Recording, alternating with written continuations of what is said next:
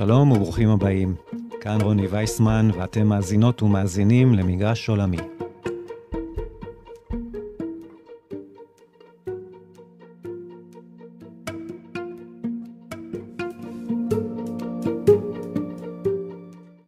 מקובלת היום הדעה שהסדר העולמי הקיים, הנסמך על היותה של ארצות הברית מעצמת העל היחידה, מה שמקובל לקרוא הסדר העולמי החד-קוטבי, עומד להשתנות. יש הטוענים שעלייתה של סין לדרגה של מעצמת על בעצמה, ובמיוחד לאור העימות ההולך ומקצין בינה לבין ארצות הברית, לא משאירה מקום לספק שהסדר הזה עומד להשתנות ולהיות דו-קוטבי. כלומר, מחולק בין מדינות מוטות אמריקה למדינות מוטות סין. אחרות ואחרים טוענים שבנוסף לארצות הברית וסין, ישנם כוחות נוספים חזקים, כמו האיחוד האירופי, אולי גרמניה לבדה, בריטניה, רוסיה שקבעה עובדה כאשר פלשה לאוקראינה, הודו, איחוד מדינות אפריקה ועוד, אשר מתחזקים ועולים על הבמה העולמית עד כדי שלא ניתן יהיה להתעלם מהם, ולכן הסדר עומד להיות רב-קוטבי, בו אין אף כוח אחד חזק מספיק כדי לקבוע את סדר היום העולמי. אך יש גם לא מעט, אני ביניהם, הטוענים שארצות הברית אינה מתקרבת אפילו לאבד את מעמדה המיוחד בעולם, ולכן הסדר העולמי ימשיך להיות חד-קוטבי, כזה הסובב סביב ארצות הברית וכוחה עוד עשרות שנים אם לא יותר. בפרק היום אנסה לשכנע אתכם שהסדר העולמי לא הולך להשתנות כל כך מהר. אז בואו נתחיל.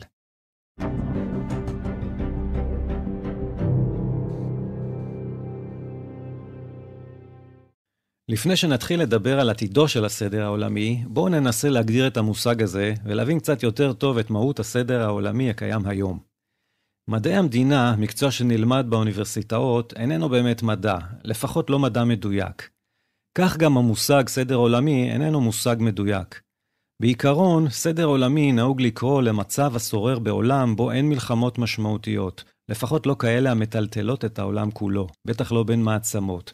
וזאת מתוקף מערכת בינלאומית המאלצת מצב זה ואשר מושתתת על פרמטרים כלכליים, מדיניים וצבאיים.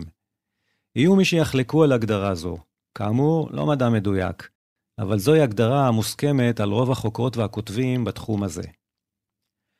מה שמקובל לקרוא לו היום סדר עולמי הוא כלל המוסדות, החוקים והבריתות אשר כוננו בהובלת ארצות הברית עם תום מלחמת העולם השנייה, בראשן ארגון האומות המאוחדות, הכולל היום את רובן המוחלט של הישויות המדיניות על פני כדור הארץ. גם ברית ההגנה נאטו, שכוללת רק חלק מאוד מסוים של המדינות, נחשבת כחלק ממערכת הסדר העולמי, למרות שקיומה הוא נקודת מחלוקת בין מצדדי המערכת הקיימת לבין הטוענים כנגדה, בעיקר סין ורוסיה. אלה טוענות שיש פה חריגה מההסכמה שכל המערכות תהיינה גלובליות בהיקפן, ולא משנה כרגע אם הטענות האלה נובעות מאידיאלים טהורים או מהחשש שהברית הצבאית הזאת תהיה מופנית כלפיהן. מעט היסטוריה קרובה. ארצות הברית ביססה את הסדר העולמי הנוכחי כאשר הייתה בעמדה של כוח פוליטי רב בעולם, לאחר הבסתה של גרמניה הנאצית וכאשר מדינות רבות באירופה נזקקו לסיוע הכלכלי ולמטריית ההגנה של אמריקה.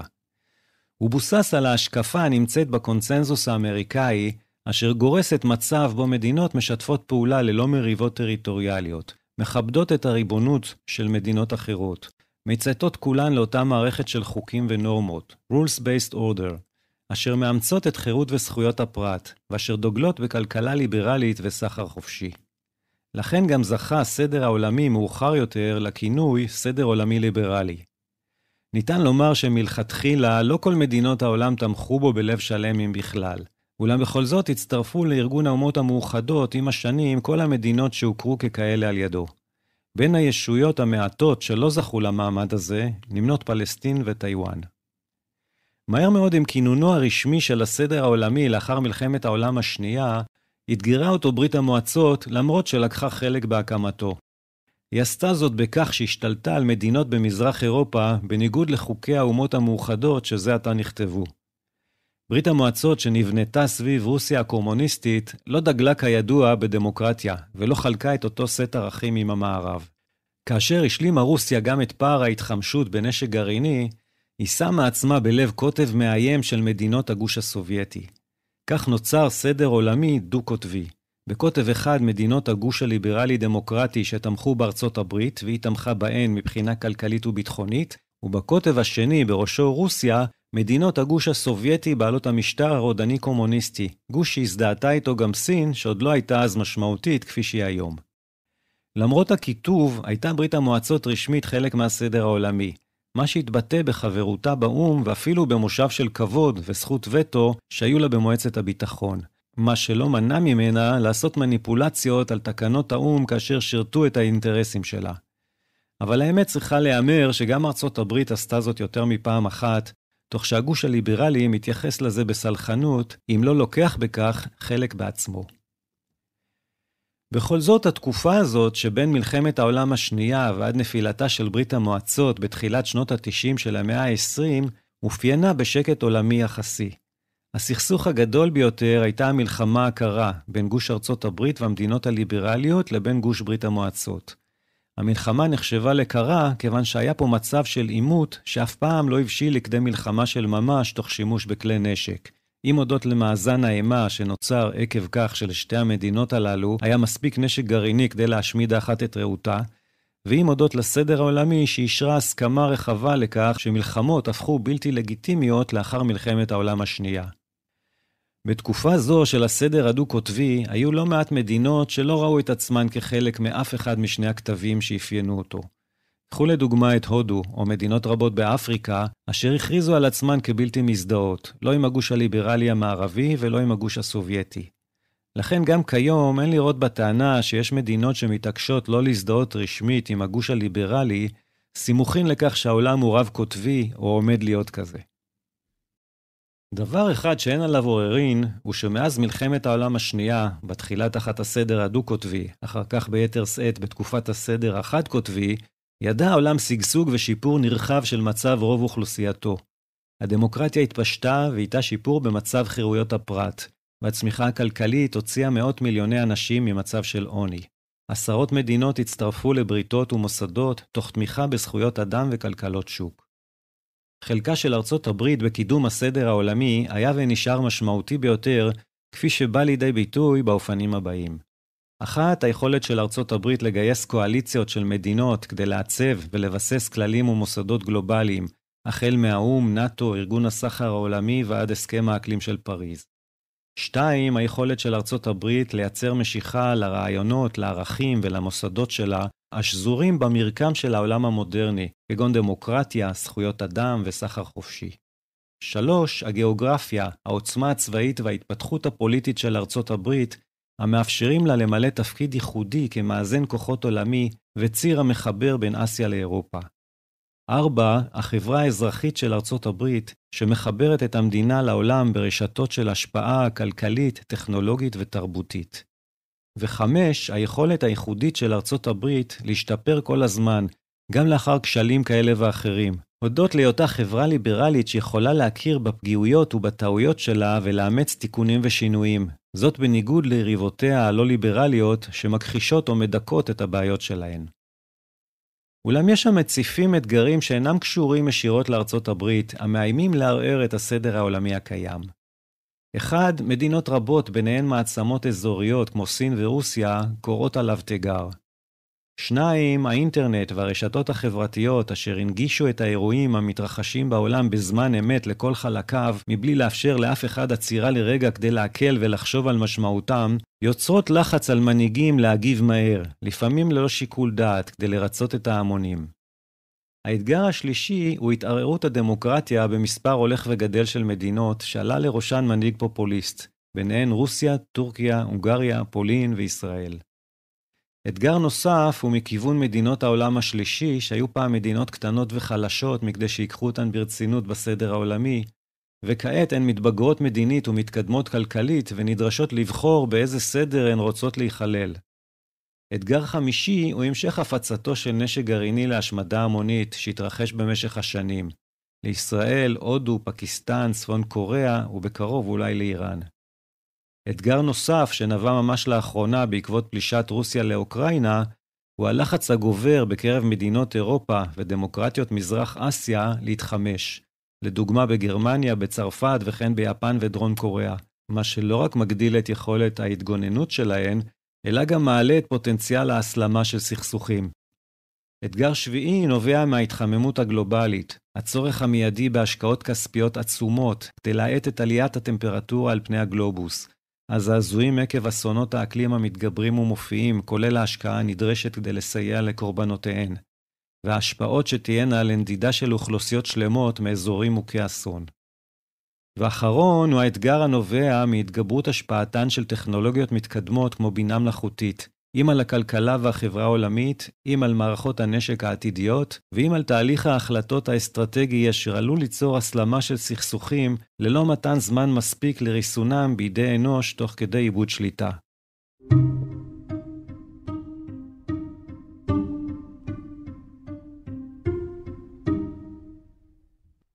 בעולם האקדמי מקובלות היום שתי תיאוריות השולטות בדיונים בשאלה מדוע מעצמות גדולות קמות ונופלות. תיאוריית מאזן הכוחות ותיאוריית ההתכנסות, convergence. שתי התיאוריות הללו טוענות שסדר עולמי חד-קוטבי הוא קצר מועד. תיאוריית מאזן הכוחות גורסת שמדינות חלשות בדרך כלל מתאגדות עם מדינות חזקות, וכך כופות חלוקה מחדש של הכוח הבינלאומי. תיאוריית ההתכנסות גורסת שמדינות עניות צומחות מהר יותר ממדינות עשירות, ולכן גזירת שמיים היא שהן תעקופנה בהכרח את ההגמוניות ששולטות באותו זמן. אולם אלו תיאוריות שאינן חייבות להתממש. ההיסטוריה אינה בהכרח חוזרת, גם אם אירועים רבים מזכירים אירועים מן העבר, וישנם תהליכים שניתן לזהותם כמחזוריים. אז האם אנו לקראת סופו של הסדר העולמי החד-קוטבי עקב שקיעתה של ארצות הברית של אמריקה? הדומיננטיות הגלובלית של ארצות הברית בשנות ה-90 ותחילת שנות ה-2000 לא ניתנת לסתירה. לא הייתה לה אח ורע בכל ההיסטוריה המודרנית מאז החלה המערכת העולמית להתבסס על מדינות כפי שאנו מכירים אותה היום. ארצות הברית הקדימה את כל המדינות האחרות בתחומים צבאיים, כלכליים וטכנולוגיים, והייתה בעלת ברית של רוב המדינות העשירות בעולם. זה אפשר לה לנהל את מדיניות החוץ שלה עם פחות אילוצים חיצוניים מאשר כל מדינה מובילה אחרת בהיסטוריה המודרנית. בעידן הנוכחי נוצר הרושם שהכוח האמריקאי נחלש. ב-20 השנים האחרונות סבלה ארצות הברית ממלחמות יקרות וכושלות בעיראק ובאפגניסטן, ממשבר פיננסי הרסני, מהעמקת הכיתוב הפוליטי ומהופעתו של דונלד טראמפ. 4 שנים של נשיא לא נבון בלשון המעטה, השואף לבדלנות וביטול הסכמים בינלאומיים. כל אותו זמן המשיכה סין בעלייה הכלכלית המדהימה שלה, ונעשתה אסרטיבית במדיניות הבינלאומית שלה. בעיני רבים נשמעה הפלישה של רוסיה לאוקראינה בפברואר 2022, כמו מרש אבל להגמוניה האמריקאית, שאינה יכולה עוד לעקוף את הסדר הבינלאומי שבנתה. לפי רוב המשקיפים, חוקרים ועיתונאים, הרגע החד-קוטבי הגיע לסופו. כשהם מצביעים על גודל הכלכלה של סין, המשתווה בתמ"ג הכולל שלה לזה של ארצות הברית, או מתקרב לכך, ואפילו עובר אותו במונחים של כוח קנייה, הכריזו אנליסטים רבים שהעולם הפך דו-קוטבי.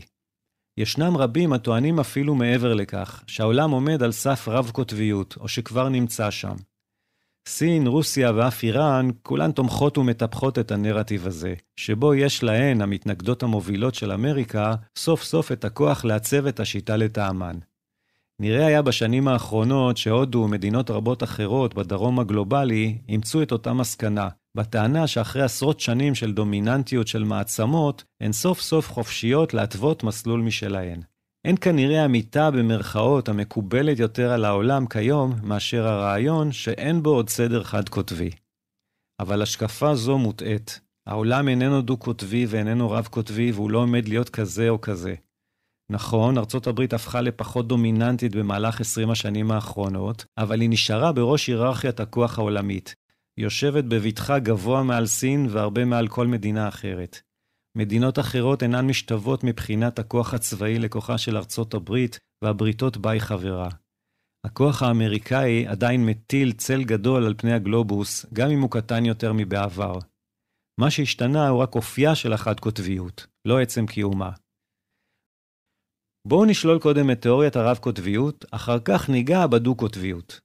המושג סדר עולמי רב-קוטבי המצביע על כך שהכוח העולמי מתחלק בין 3 מדינות או יותר, אינו תואם את היררכיית הכוח העולמית הנוכחית, על פי כל מדד שהוא שיבחר. נגיד שהיינו שוקלים אחרי ארצות הברית וסין את המדינות הבאות כמועמדות להיות כוח שלישי. רוסיה, בריטניה, צרפת, הודו, גרמניה, יפן. אף אחת מהן אינה יכולה להיחשב למתקרבת אפילו, להיות שוות ערך במונחים של כוח צבאי ומשאבים כלכליים לארצות הברית או סין. גם אף אחת ממדינות אלה לא תסגור את הפער הנדרש כדי להיות מעצמה באותו סדר גודל בעשרות השנים הקרובות. לאף אחת מהן מלבד הודו אין מספיק תושבים כדי לצמוח לרמה הנדרשת, והודו היא ענייה מדי. לגבי הודו, גם על פי התחזיות האופטימיות ביותר, היא לא תתאשר מספיק לפני שנתקרב לסוף המאה הנוכחית. גם אם נסתכל על 3 אלמנטים שהרוב יסכימו שהן אבן היסוד של הכוח בעולם המודרני, אנרגיה, פיננסים וטכנולוגיה, נראה שארצות הברית מובילה הרחק מכל שאר המדינות כולל סין.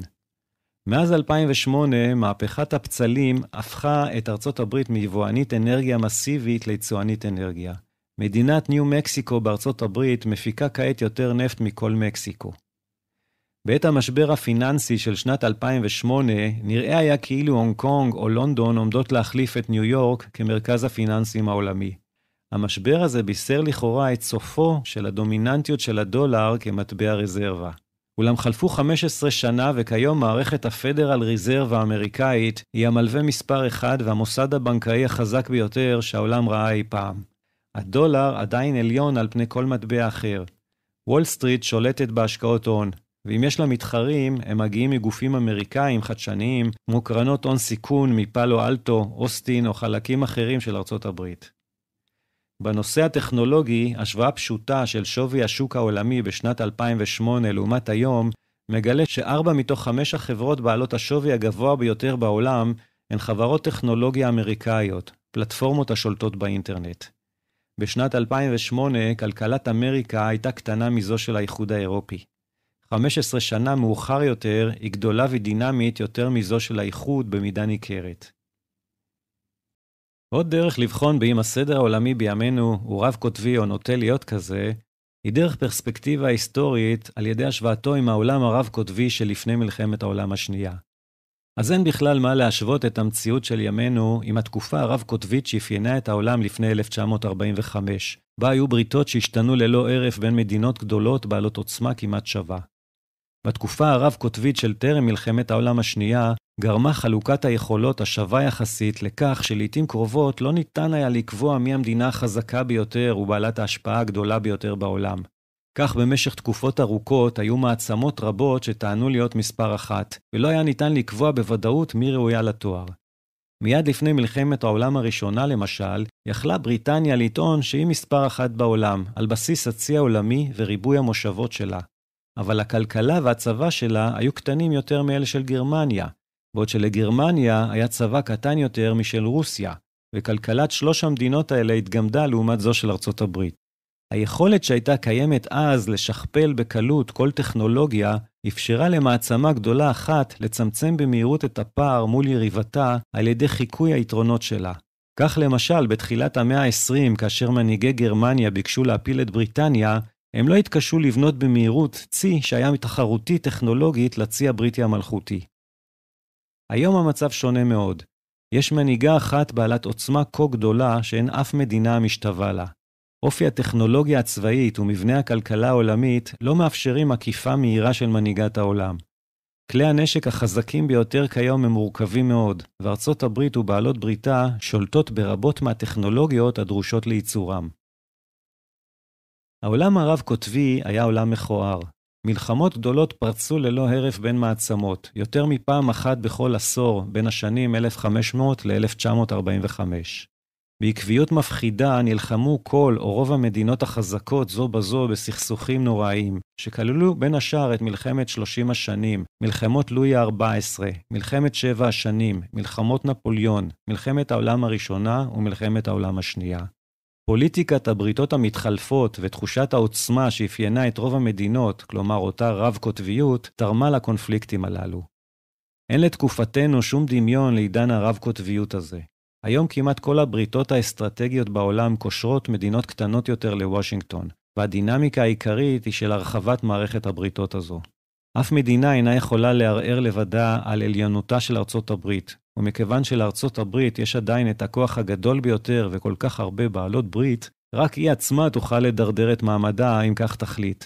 למשל אם תבטל את הבריתות שלה באופן סיטונאי, תופעה שראינו כמה דוגמאות ממנה בימי טראמפ כנשיא.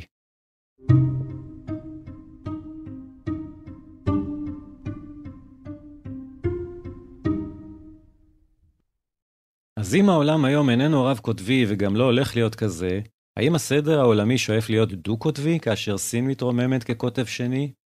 אנליסטים רבים משתמשים בנתוני התוצר המקומי הגולמי, הכולל וברמת ההוצאות הצבאיות, כדי לתמוך בטיעון לדו-קוטביות, בהראותם שסין מתקרבת לארצות הברית בכוחה על פי שני מדדים אלה.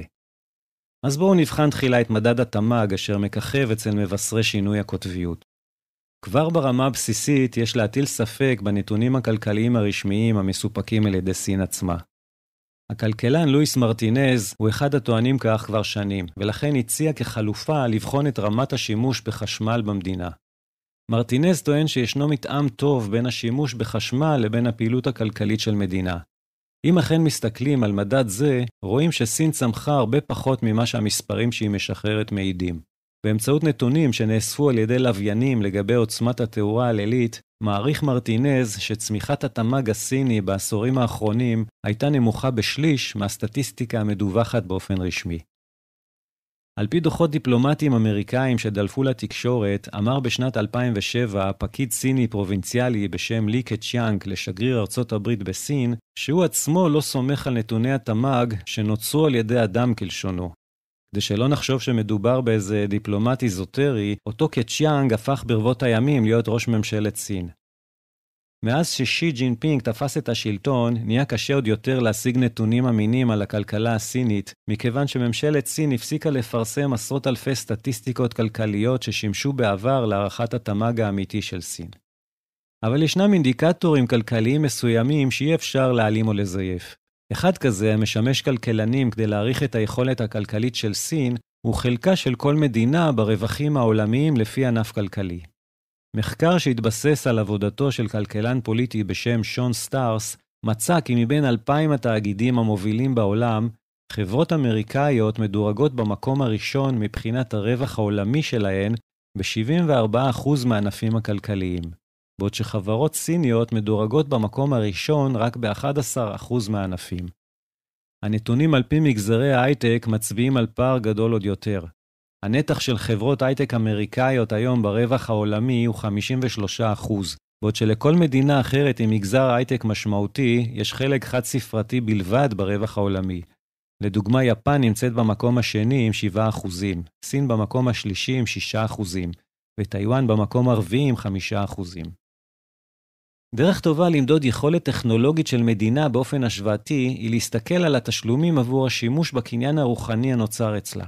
הנתונים האלה מראים כי ההשקעות הנרחבות של סין במחקר ופיתוח בעשור האחרון אכן עשו פרי, כאשר התמלוגים על הפטנטים הסיניים גדלו מסכום של פחות ממיליארד דולר ב-2014 לכמעט 12 מיליארד דולר ב-2021. אבל עדיין 12 המיליארד האלה הם פחות מעשירית מ-125 מיליארד הדולר שארצות הברית מכניסה מקניין רוחני מדי שנה, פחות בהרבה מ-59 מיליארדי הדולר של גרמניה ומ-47 מיליארדי הדולר הכנסות מקניין רוחני של יפן.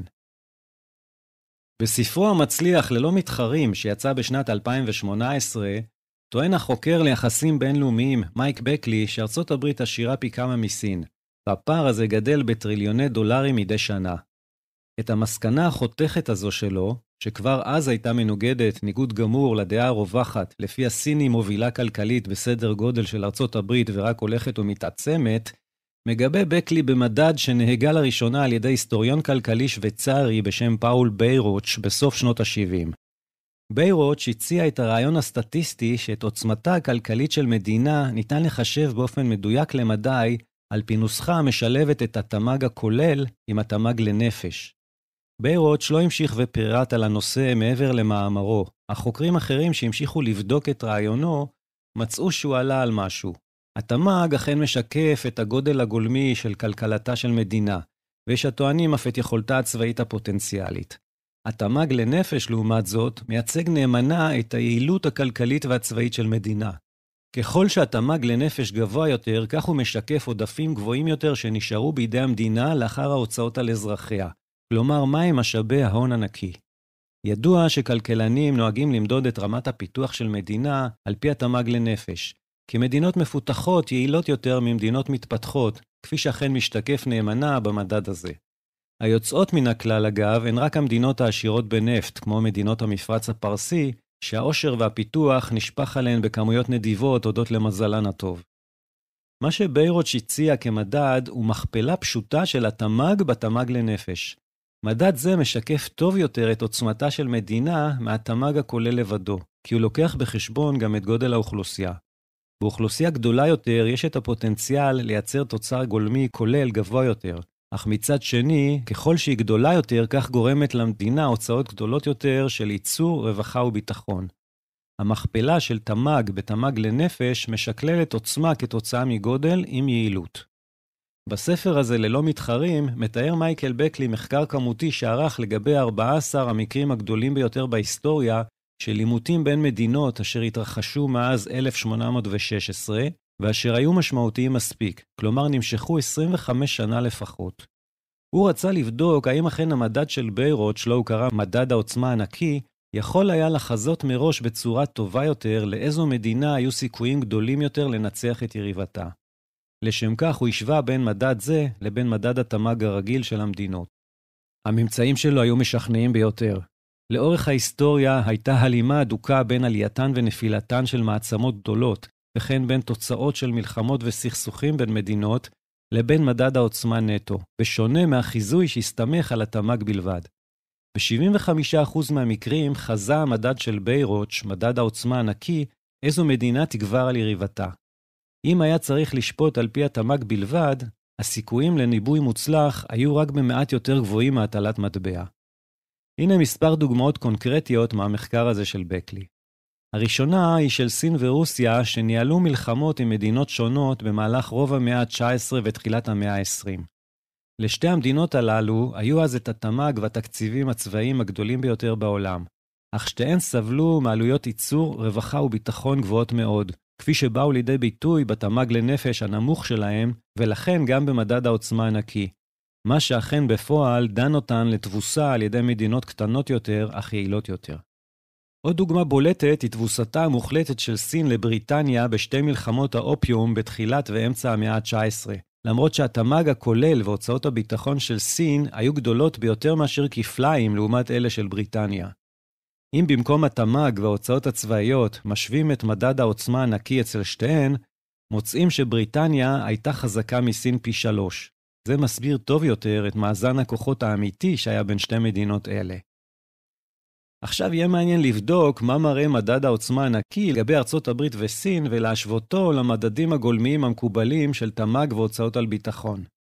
על פי התמ"ג, כפי שכבר הזכרתי, סין לכאורה סגרה את הפער בינה לבין ארצות הברית.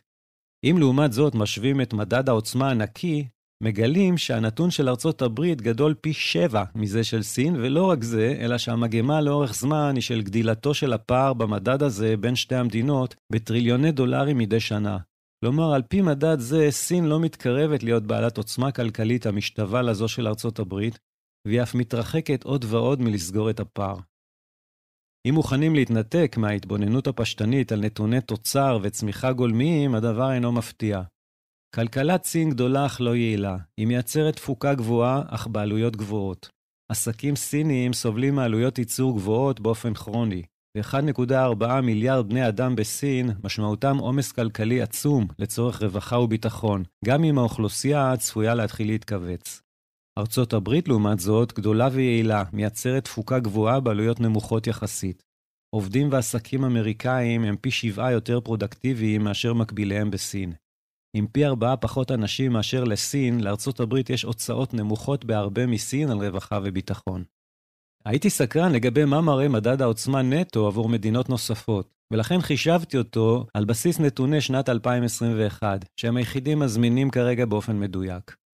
מדד העוצמה הנקי של רוסיה הוא פי 10 קטן יותר משל סין, ופי 75 קטן יותר משל ארצות הברית, ותזכרו שזה עוד לפני הסנקציות שהוטלו על רוסיה בעקבות הפלישה לאוקראינה.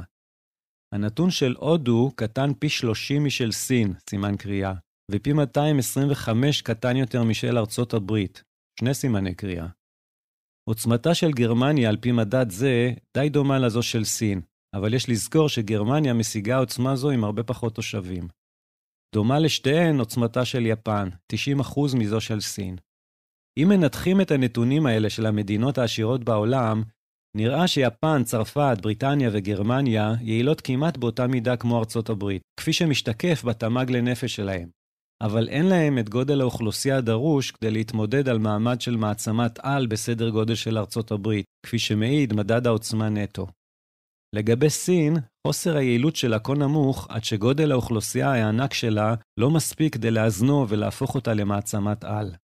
בהודו, שזכתה לאחרונה בכתר של המדינה בעלת האוכלוסייה הגדולה ביותר בעולם כשעקפה את סין, המצב עוד יותר גרוע.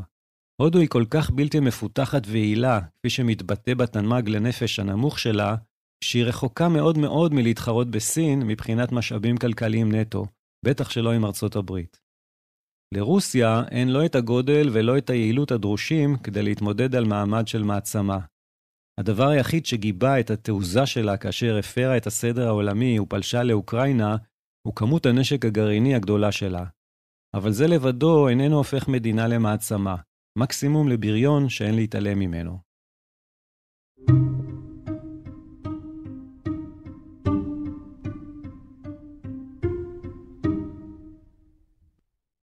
נתון גולמי נוסף שמשמש את המנבאים את סופו של העידן החד-קוטבי הוא גובה ההוצאה על ביטחון. אז בואו נדבר קצת על הפערים בתחום הצבאי בין סין לארצות הברית. למרות המודרניזציה המהירה של הכוחות הסיניים, רוב האנליסטים טוענים שסין רחוקה מלהיות מתחרה של ארצות הברית מבחינה צבאית.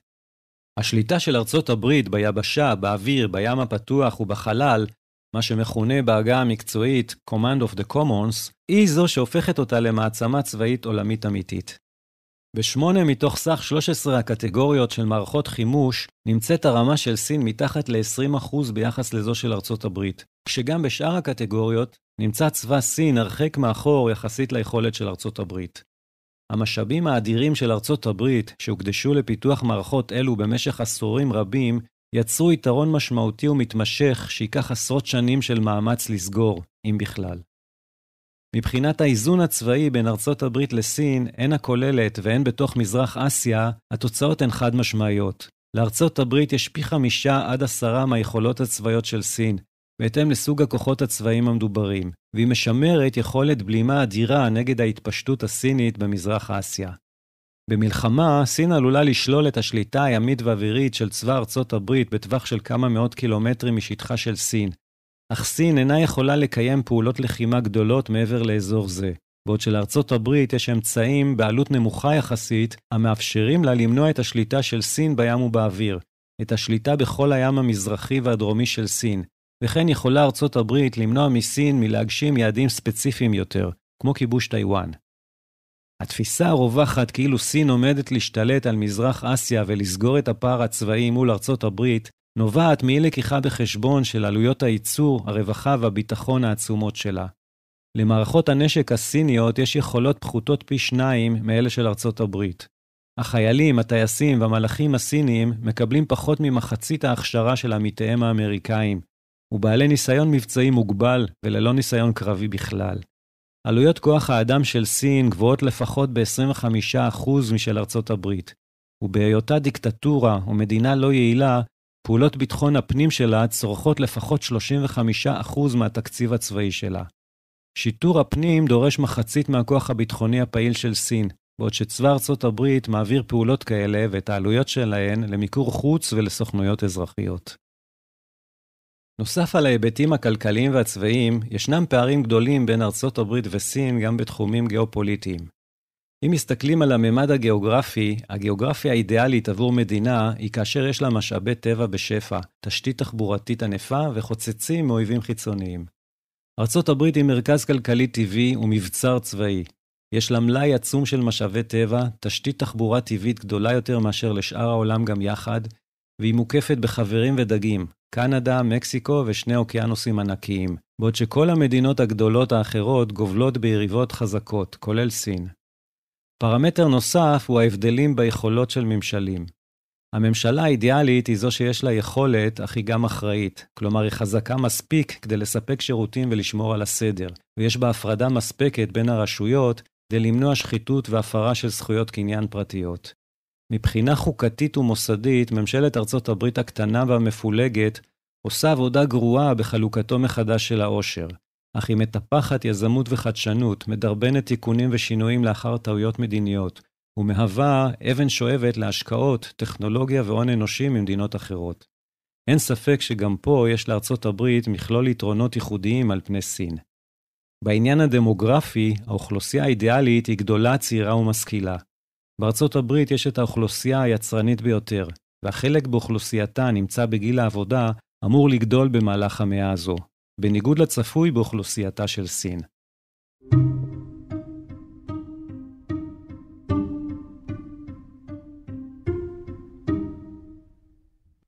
הטענה שהמערכת העולמית של ימינו אינה רב-קוטבית או דו-קוטבית, אין בה כדי להכחיש שיחסי הכוחות השתנו במידה מסוימת.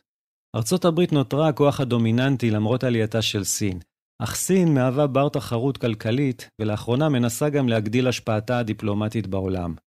גם בייג'ין וגם מוסקבה מגלות מוכנות גדולה יותר להפגין את חוסר שביעות הרצון שלהן מהסדר העולמי הקיים, תוך שהן לוקחות סיכון מחושב שזה יעלה להן במחיר של איבה מצד ארצות הברית.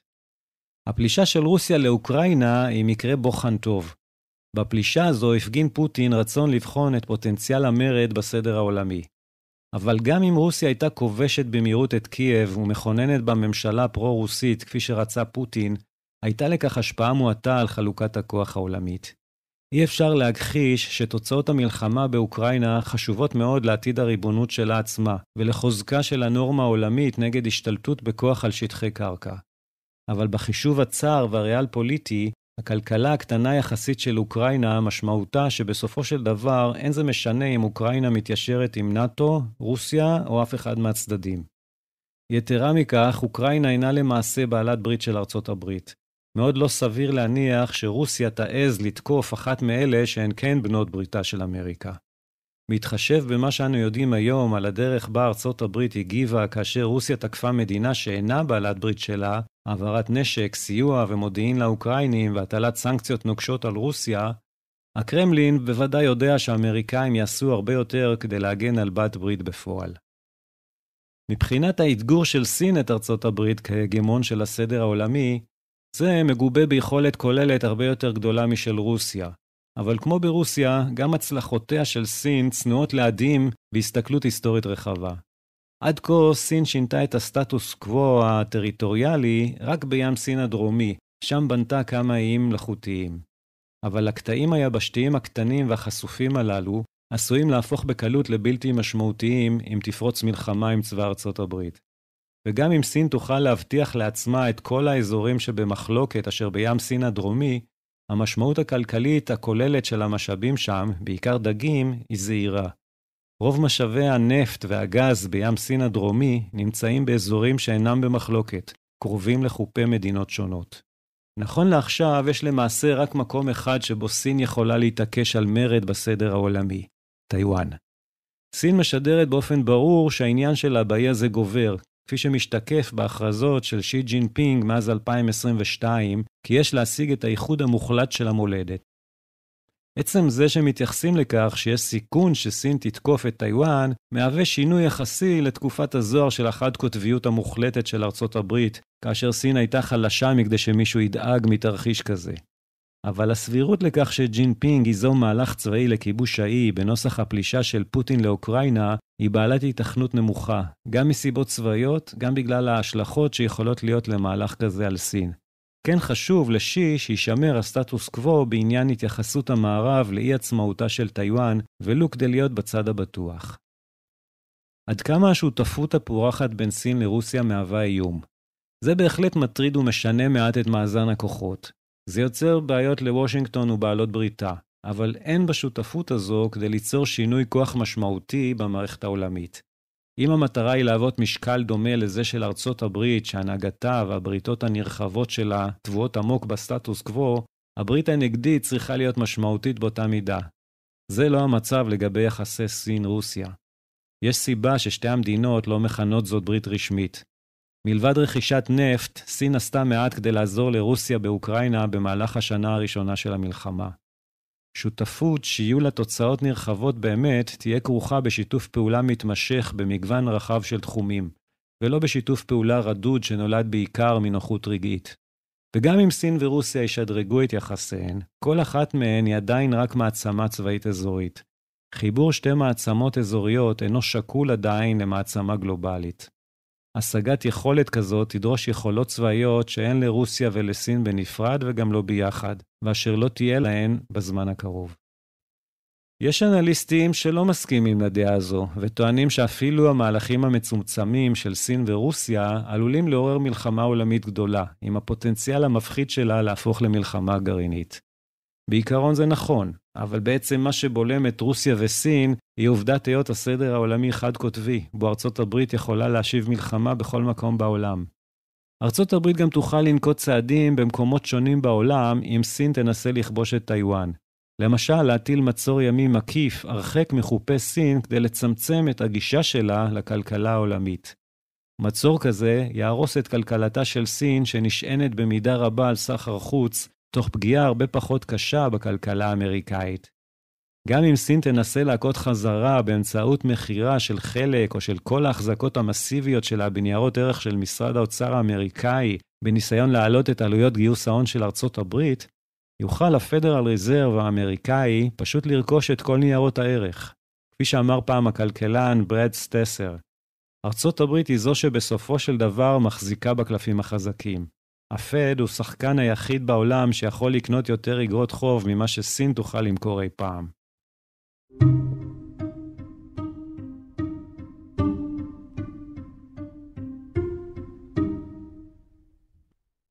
בואו נדבר מעט על נקודת המבט של סין.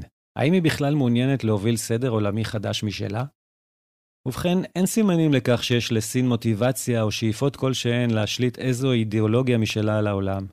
סין יותר עוסקת בניסיונות לקדם את מעמדה בסדר העולמי הקיים ולערער על מה שהיא קוראת המעמד ההגמוני של ארצות הברית בסדר זה. לכן סין מטרילה קצת את ארצות הברית בתחום הדיפלומטי, למשל על ידי תיווך בסכסוכים בין מדינות, כמו שקרה לאחרונה בגישור בין ערב הסעודית לבין איראן. אבל בסופו של דבר, מה ששי ג'ינפינג מבקש הוא לתת לסין את הכבוד המגיע לה במוסדות הבינלאומיים השונים, ונכון גם שלא יתערבו לו בסכסוך של סין עם טיואן. הרצון של סין, אם באמת קיים, לשליטה בלעדית על ים סין, יוכל להיות מוכרע בכוח במאמץ לא יותר מדי גדול על ידי ארצות הברית ובנות בריתה, וכנראה שסין יודעת זאת. כל ההשקעות של סין בתוכנית החגורה והדרך נועדו לחזק את מעמדה הדיפלומטי של סין בעולם, למשל בהצבעות באו"ם. ונוסף על כך גם לתת לה עוד אופק כלכלי. אבל בין זה לבין בריתות צבאיות בנוסח אלה שיש לארצות הברית, המרחק גדול מאוד. אם נחזור למישור האידיאולוגי, אף מדינה מאלה הנעזרות בסין לא עברה המרה לקומוניזם או לקונפוציוניזם נוסח סין. ולמרות שאמרנו את כל זאת, זה שכוחה היחסי של ארצות הברית לעומת סין וכל מדינה אחרת יישאר גדול יותר בהרבה עוד שנים רבות, אין משמעו בהכרח שעליה לנהוג כהגמון או כמנהיג יחיד של העולם. אסטרטגיה חכמה תהיה לקרב את סין הגדולה אליה, במקום להתעמת עמה ולהסלים את התחרות איתה כל הזמן. גם אם סין אינה כה חזקה כמו שעושים ממנה, ודאי שהיה עדיף למנוע את השיבושים שהיא עושה ויכולה עוד לעשות לסדר העולמי. אך לא רק זאת, כמזהמת השנייה בגודלה בעולם, רצוי היה לשנס איתה מותניים ביוזמות להפחתת גזי חממה ועוד פעולות הדרושות למלחמה בשינויי האקלים, ולא רק לסמוך על האחריות והרצון הטוב של שי ג'ינפינג או המפלגה הקומוניסטית הסינית. מיעוט מהאנליסטים האמריקאים, אם כי הנבונים שבהם, טוענים שמדיניות חכמה של וושינגטון צריכה לנבוע מתוך הבנה של החשיבות שנותנים מנהיגי סין, בראשם כמובן שי ג'ינפינג, לכך שיכירו במקומה של זו בעולם. בכל נאומיו של שי ג'ינפינג אפשר למצוא סימנים לחשש למעמדה של סין ולרצון שלו שהתייחסו אל סין כשווה לארצות הברית. אלה מניעים את התנהגותה של סין בסדר הבינלאומי כפי שמתווה אותה ג'ינפינג. מנקודת המבט של סין, ארצות הברית מרשה לעצמה לא פעם לשבור את הכללים הבינלאומיים, וכאשר היא מתנגדת לכך שסין תבקש לה את הפריבילגיה הזו, סין רואה בזה מוסר כפול והתנהגות בלתי מתקבלת על הדעת. מה שמחזק את התזה שסין בעיקר שואפת לקבל מעמד חשוב יותר בסדר העולמי הקיים, הוא שניתן לראות שסין שיתפה פעולה עם מוסדות בינלאומיים שהיו פתוחים לקבל אותה כחברה מן המניין, והתגרה או ביקשה לעשות רפורמות במוסדות שלא כך נהגו. ארגון האומות המאוחדות, העצרת הכללית של האו"ם, ארגון הסחר העולמי, האמנה למניעת הפצת נשק גרעיני וה-G20 היו ארגונים שהיו פתוחים והוגנים כלפי שיתופה של סין בהם. סין היא אחת מחמש המדינות החברות הקבועות בעצרת הביטחון שיש להם זכות וטו. יחד עם אותן 5 מדינות יש לה גם מעמד של מעצמה מובילה במשטר למניעת הפצתו של נשק גרעיני. ומאז הצטרפותה לארגון הסחר העולמי היא חברה של כבוד בו. נשים לרגע בצד טענות של טראמפ ואחרים לגבי ניצול מעמדה זה למען פרקטיקות סחר לא הוגנות. זה נושא לחקירה נפרדת עד כמה ייחודי לסין ועד כמה היא פתוחה לשנות דרכיה.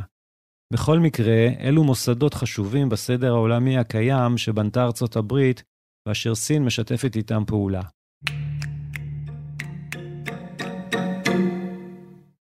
לפני סיום, אני רוצה להביא עוד לקח אחד מההיסטוריה. המקרה המצוטט ביותר הקשור למאבק בין מעצמות הוא העימות בין ספרטה המבוססת לבין אתונה המעצמה העולה, אשר תואר על ידי ההיסטוריון היווני טוקידידס. טוקידידס תיאר את הגורמים העמוקים שהובילו למלחמה הארוכה בין שתי ערי המדינה האלה, המלחמה הפלופונזית במאה ה-5 לפני הספירה.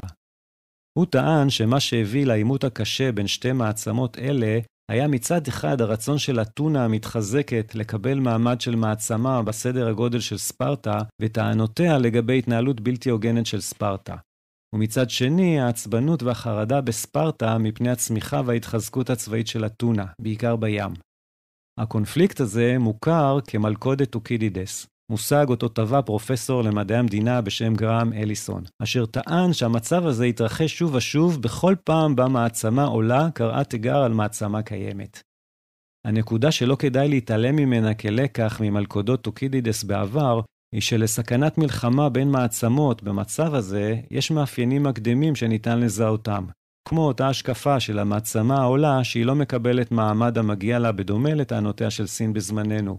והחרדה של המעצמה הקיימת מפני המעצמה העולה, גם אם לא מוצדקת, כמו במקרה של ארצות הברית היום. כך ניתן לנסות ולהקטין את הסבירות שהעימות ביניהן יביא בסופו של דבר להתנגשות אלימה. אחת הבעיות היא שרבים ממנהיגי ארצות הברית נופלים באותה מלכודת טוקידידס חרדתית שמונעת מהם לחשוב באופן שקול. ייתכן ואם היו משתחררים מהחרדה הזו, היה לממשליה של ארצות הברית קל יותר לקבל את עלייתה היחסית של סין ולאפשר לה לשתף פעולה ביתר נכונות עם הסדר העולמי אחד קוטבי שוושינגטון מובילה ותוביל עוד שנים רבות.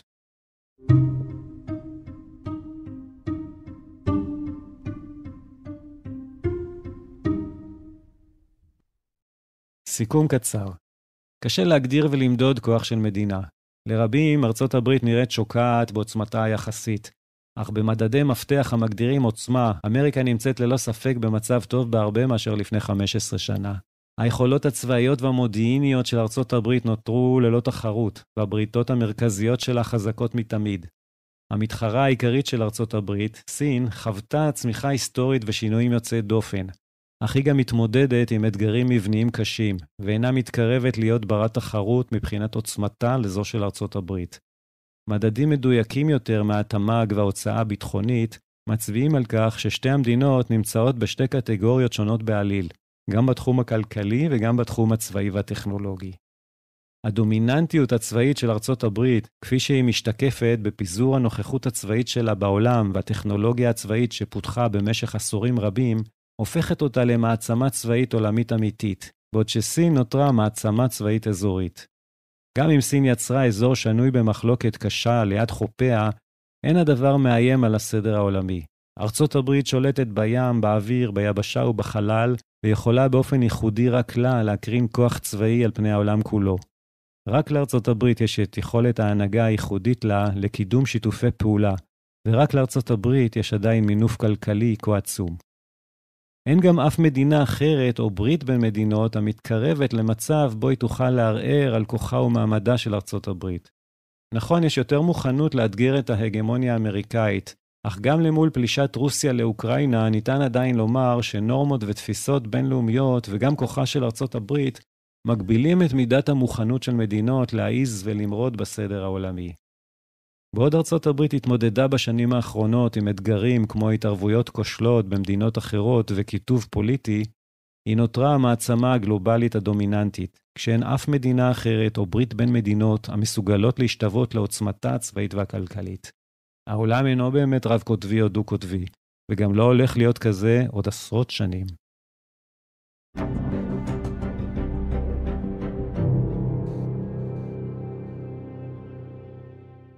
הגענו לסופו של הפרק הזה. תודה על ההאזנה. אם מצאתן או מצאתם עניין בפודקאסט מגרש עולמי, שתפו את עובדת קיומו עם כל מי שאתן חושבות או אתם חושבים שעשוי גם כן למצוא בו עניין. ואל תשכחו להירשם באמצעות כפתור סאבסקרייב ואו לעשות לו לייק. מי שמעוניינת או מעוניין לקרוא את התמליל המלא של כל הפרקים של מגרש עולמי ששודרו עד היום, מוזמן להיכנס לאתר האינטרנט של מגרש עולמי, wordplayfield.com. לינק תוכלו למצוא בתיאור של הפודקאסט. אם תעקבו אחרי חשבון הטוויטר של מגרש עולמי, תוכלו לקבל עדכונים לגבי פרקים חדשים, וכן לקרוא ציוצים רלוונטיים לנושאים בהם אני עוסק בפודקאסט, ובנושאים גלובליים מעניינים אחרים. להתראות בפרק הבא.